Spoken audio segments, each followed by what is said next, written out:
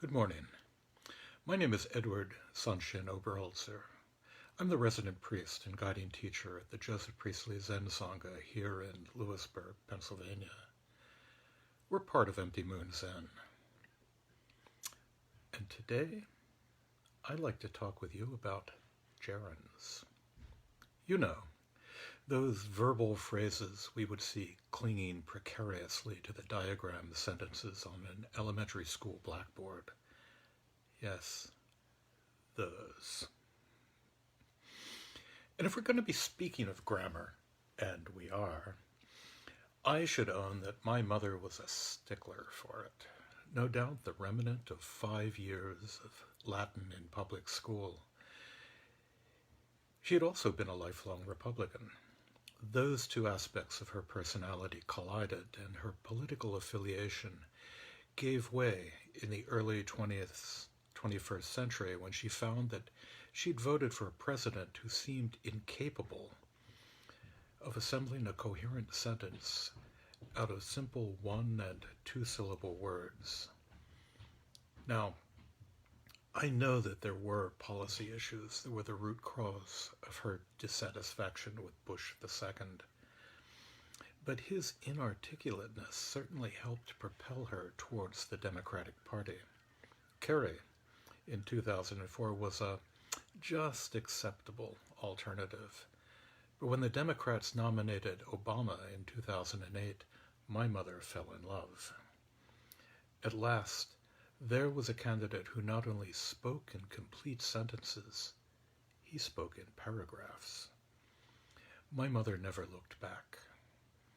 The only upside to her death in 2013 was that she never knew the grammatical depths to which the presidency would sink in the coming years. So perhaps you can understand my anal compulsive cringing at perceived verbal faux pas. It's largely learned from my mother. And so I can distinctly remember sitting still in the Zendo's low light in a very early morning during Sesshin and hearing a teacher say, gently but firmly, breathing quietly, a voice that carried through the Zendo, not the request, not please breathe quietly, not the command, not you should breathe quietly, just that verbal noun, that gerund, breathing quietly. And this would come back through the day as other phrases, other gerunds. Sitting upright, maintaining stillness, paying attention.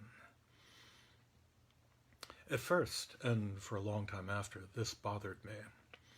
A quiet, niggling concern, not enough to bring up with the teacher, not enough to complain, just enough to annoy me.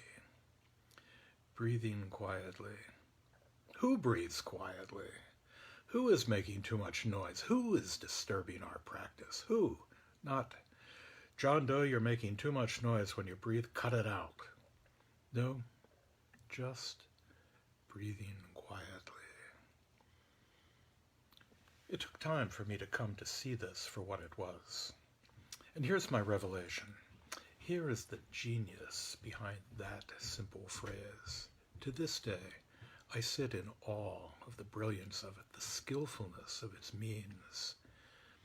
More than simply dropping a subject, breathing quietly, that phrase, that gerund, it takes us into the flow of the breath itself. Just this, just breathing, just sitting upright, just paying attention. Not I'm breathing, not you're breathing, just breath. It's so easy to place us all in boxes, to see us as nouns, to see us as subjects and objects.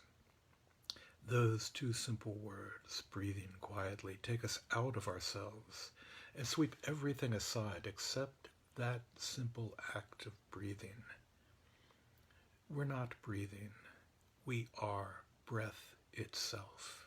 We are not sitting upright. We are subsumed in that simple act of sitting. Verbs, not nouns, that flow in through the universe, that not being locked away in a box. My mother, my elementary school teacher, might have been appalled. I see them placing the phrase sitting upright on the blackboard and asking me to diagram it. Easy, we'd say. And take one of those wet chamois claws and just erase it. Give us a clean slate. Erase the phrase and sit upright. It's in the sitting. It's in the breathing. No I, no you, no he. Just the breath, just the cushion, just the early morning air in the zendo.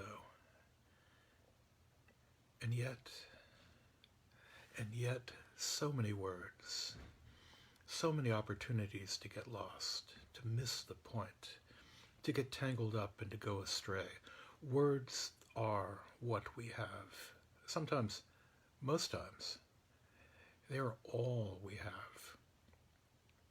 Language is the tool we use to convey what is beyond words. Sitting with words gives us the opportunity to see past the words, to see the truth that lies behind the words. And just as we would focus just past the page with the old magic eye illustrations, to see that three-dimensional world revealed, so we glimpse the world revealed as we look, as we hear past the words, behind the poems, behind the song lyrics. So we have koans, sometimes tangling us in words so that we may find our way past the tangles. Here in the gateless gate we find a way through with feng shui. A monk asked the priest feng shui. Speech and silence are concerned with equality and differentiation. How can I transcend equality and differentiation? Feng Shui said, I always think of Jiangnan in March. Partridges chirp among the many fragrant flowers. Partridges and flowers shake us free of the tangled web of words, just as breathing quietly, sitting upright, shake us free and settle us into the luminosity of presence.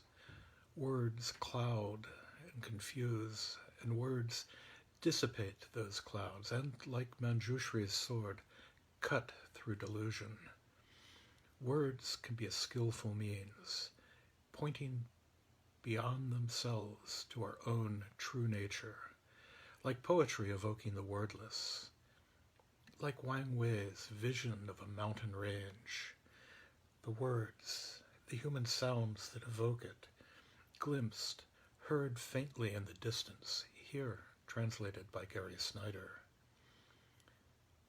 Empty mountains, no one to be seen, yet here, human sounds and echoes, returning sunlight enters the dark woods, again shining on the green moss above.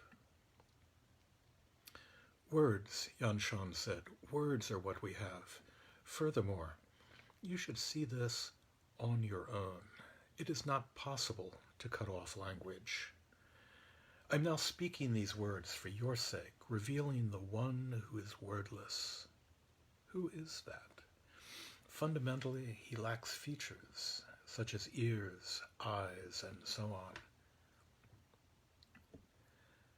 However much we would live beyond words, sitting upright, breathing quietly, however much Langji invites us to the way that cannot be named, he does so with names.